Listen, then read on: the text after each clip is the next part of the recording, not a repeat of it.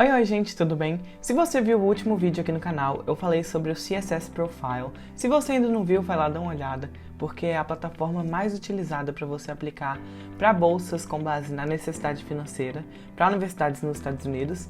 E hoje eu vou falar de uma das alternativas, porque como vocês viram no vídeo passado, o CSS Profile custa bastante e aplicando para várias faculdades você pagaria talvez mais de $100. Então, assim, pode se tornar um valor muito caro, principalmente porque o dólar tá super caro. E o ISFA, que é o documento que eu vou falar aqui no vídeo de hoje, ele serve como uma alternativa ao CSS Profile, que é totalmente gratuita. Então, bora já começar o vídeo, porque tem bastante coisa e eu vou mostrar o passo a passo de como preencher ele.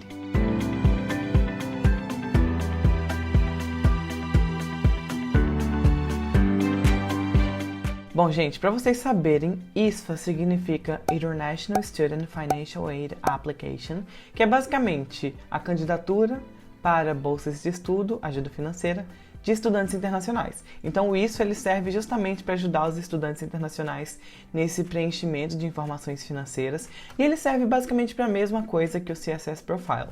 Então, primeiro passo, você tem que ir no site da faculdade, das faculdades que você está se candidatando, para ver se eles aceitam o ISFA, porque não são todas que aceitam, muitas já vão dizer no próprio site que aceitam, mas caso você não encontre essa informação, envie e-mail para o escritório de Financial Aid da sua faculdade ou das faculdades que você está aplicando, porque muitas não falam no site, mas aceitam o ISFA. Então, mande e-mail, não tenha vergonha de contactar a faculdade, porque eles estão lá para te ajudar mesmo. Então, bom, a faculdade aceita o ISFA. Como que a gente faz para preencher ele? Então, já vou compartilhar aqui na tela para a gente ir preenchendo juntos. Então, gente, esse aqui é o ISFA. Vocês podem ver que é bem diferente do CSS Profile, porque o CSS Profile ele é um formulário digital em que você tem um site que preenche. Já o ISFA ele é diferente. O que as pessoas fazem geralmente, o que é o mais recomendado, é você imprimir. Você imprime esses papéis e você preenche mesmo à mão, com caneta. E aí depois você digitaliza e envia para a faculdade.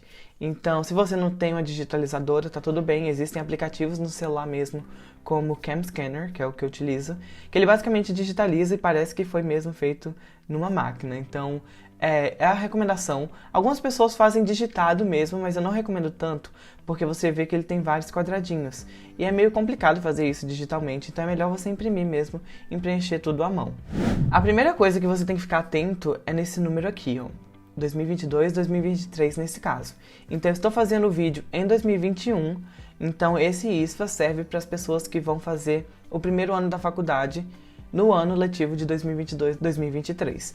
Justamente porque o processo seletivo é feito um ano antes. Então você tem que achar o ISFA que é relativo ao ano que você vai aplicar. Então se você vai aplicar no próximo ano, o ISFA que você vai ter que procurar é o que vai estar escrito 2023-2024. E assim por diante. Então, para quem já viu o vídeo do CSS Profile, vai achar o ISFA muito simples de preencher, porque ele realmente é bem mais fácil, são apenas 5 páginas, então é muito fácil de você preencher. Então as primeiras informações são as informações pessoais mesmo, o seu nome, o seu endereço, e-mail. Aqui pergunta sobre o mail address, que é basicamente o endereço de receber correspondência. Se ele for diferente do endereço que você realmente mora, você tem a opção de colocar ele aqui. O mês, dia e ano que você nasceu, o país que você nasceu, o seu país de cidadania. Aqui já começa a ficar um pouquinho mais complicado, porque as pessoas às vezes confundem os tipos de visto. Então, normalmente, estudantes de graduação recebem o visto F1, então basta marcar o primeiro. Quando que você planeja começar os estudos na faculdade? Então, geralmente é em agosto ou setembro do ano seguinte. Então, por exemplo, em 2021, eu colocaria, por exemplo, agosto de 2022. Aqui vai perguntar se você vai estar começando a faculdade pela primeira vez, se você é um estudante que está retornando. Então, por exemplo, essa segunda opção funciona para faculdades em que você tem que reaplicar para a Financial Aid todos os anos, e aí você marcaria essa opção. E a terceira opção aqui é se você está transferindo de faculdade, assim como eu fiz no ano passado. Bom, a pergunta 10 é a lista de faculdades que você está aplicando, são poucas opções. O que eu particularmente fiz, e não sei se realmente teve algum impacto, foi basicamente só colocar o nome de uma faculdade. Então eu imprimi a página 1 várias vezes, para que para cada faculdade que eu enviasse o ISFA, só teria o nome dela. E como eu disse, não sei se impactou realmente, mas foi como eu fiz, porque eu achava meio estranho as outras faculdades saberem quais as outras faculdades que eu estou aplicando. A próxima pergunta é se você é casado, se você tem algum dependente de você. Então, basicamente, você viu que a primeira página é só questões bem pessoais mesmo, e isso nos leva à página 2. A página 2 são informações dos seus pais, então vai perguntar se eles estão casados, se eles são separados, divorciados, viúvos ou se nunca foram casados. Aqui vai perguntar o nome e o sobrenome deles e qual a relação, se é pai, mãe ou outro responsável. Talvez o nome dos seus pais são gigantes, porque eu sei isso na pele, porque minha mãe tem um nome super grande e eu sei que não cabe aqui, então não tem problema você abreviar os nomes aqui na seção do ISFA. E aí vai perguntar as informações deles, quais são as idades, o endereço que eles moram, a profissão deles e qual é o empregador.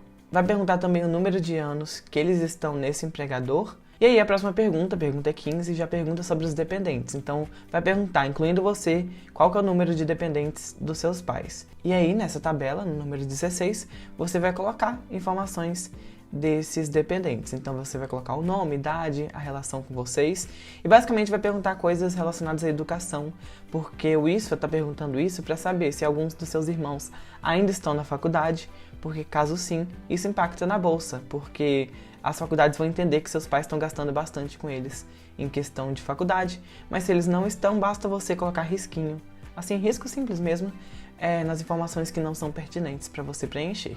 Isso nos leva à página 3, que é basicamente a seção C, que é informações financeiras propriamente. Então, basicamente a primeira pergunta, a pergunta 17, é sobre quais que são os documentos que você vai estar enviando para comprovar essas informações. Vocês veem que as informações geralmente são fornecidas pelo imposto de renda, que é o Tax Forms, mas também pode ser um statement do empregador, então basicamente um documento redigido pelo empregador dizendo quanto seus pais ganham e etc. Ou outro documento, por exemplo, um documento do banco para comprovar o tanto que seus pais possuem ou o tanto que eles ganham mensalmente ou em algum período de tempo. A pergunta 18 vem perguntar sobre qual que é a taxa de conversão entre a nossa moeda e o dólar no dia que você está preenchendo. Isso porque aqui no ISFA, diferentemente do CSS Profile, as informações são todas preenchidas em dólar americano. Então aqui eles estão perguntando para saber qual é a cotação do dia. Então você vai pesquisar qual é a cotação do real para dólar do dia e colocar a cotação aqui. Na pergunta 19 você vai marcar que não, porque o governo brasileiro não tem nenhuma restrição nesse sentido. Na pergunta 20, está perguntando se você vai ter fundos de emergência uma vez que você chegar nos Estados Unidos. É interessante ter algum fundo de emergência sim, nem que seja algo que você está guardando na sua própria conta, ou seus pais mesmo ter algum fundo de emergência para caso ocorra alguma emergência. Então é interessante você colocar pelo menos um valor, mesmo que seja bem pequeno, para as faculdades saberem que você vai ter algum fundo caso aconteça alguma coisa. A pergunta 21 sobre como que você vai pagar seu transporte para os Estados Unidos. Então, eu coloquei que eram meus pais que iam pagar mesmo, porque a gente não tem noção se a gente vai ganhar uma bolsa que vai pagar o transporte para os Estados Unidos, então é importante também que você coloque se você mesmo ou seus pais ou algum sponsor, se você tiver sponsor, é basicamente um patrocinador, então coloca as informações de acordo com a sua realidade. Bom, a pergunta 22 é sobre os ganhos dos seus pais. Lembrando, novamente, que é tudo em dólar, então você vai colocar o tanto que seu pai ganha do trabalho, o tanto que sua mãe ganha do trabalho, quanto você ganha do seu trabalho, seu esposo ou esposa, caso você tenha. E aí as outras perguntas são em relação se sua família tem alguma empresa, se seus pais ganham alguma coisa em relação a terras, a pensões, outras coisas. Então, basicamente, essas perguntas da questão 22 pergunta basicamente aquilo que é perguntado no CSS Profile, de como que vem essas rendas para sua família. Caso sua família não tenha outra fonte de renda sem seus trabalhos, basicamente coloca o resto zero.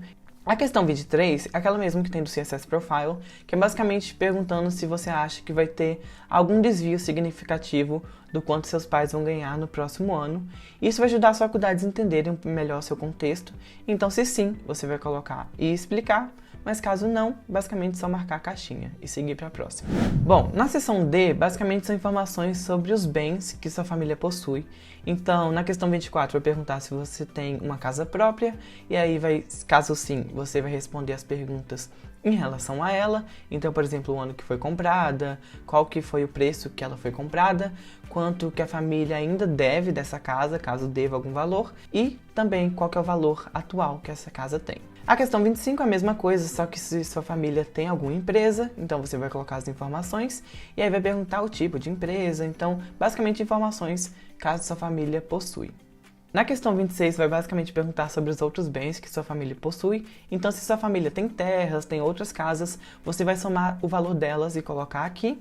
Vai perguntar também se existe algum endividamento em relação a essas terras ou construções. Depois vai perguntar quanto seus pais têm em poupança, investimentos, se eles têm algum bem em nome de você, no caso o aluno, se alguém deve à sua família algum dinheiro que foi emprestado. A F, por exemplo, qual que é o valor que você espera de receber desse dinheiro que foi emprestado. E G, se você tem alguma outra coisa, como por exemplo joias, algum artigo realmente de colecionador que vale bastante dinheiro, você deve colocar aqui também. Ainda na seção D, eles vão perguntar se sua família possui algum bem em outro país, então caso sim, você vai preencher, caso não, basicamente você segue para a próxima. Na 27 vai perguntar se sua família tem algum automóvel e basicamente é a mesma coisa. Se sim, completa as informações com a marca e o ano, mas se não, só marcar que não e seguir para a seção E. Na seção E, você vai colocar basicamente quanto sua família gasta. Então, assim como no CSS Profile tinha aquele formulário de tudo que a família gasta, aqui também tem. Eu diria que aqui é até mais especificado. Então, vai perguntar sobre aluguéis ou hipoteca, utilidades, então utilidades entram luz e água, outros fatores também como gás, por exemplo, comida, roupa, necessidades, valor gasto com médico, com educação, pagamento de juros de empréstimos, impostos, o valor que seus pais pagam para aposentadoria, manutenção de carros, seguro-saúde ou seguro da sua propriedade, entretenimento, férias, se sua família contrata alguém como faxineiros, por exemplo, e outros gastos também. E aí, se você marcar que tem outros gastos, você vai ter que explicar quais gastos são esses.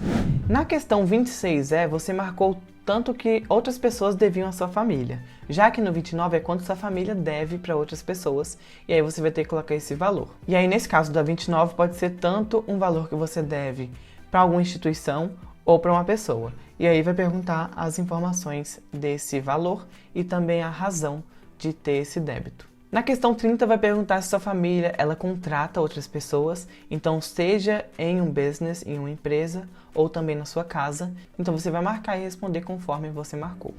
Na seção F, que é a seção final, então vocês veem que o ISF é super straightforward, você realmente faz as coisas bem diretão mesmo, não tem muitas coisas que surgem, já que é um documento padrão em papel, não é como o CSS Profile que vai surgindo várias perguntas novas.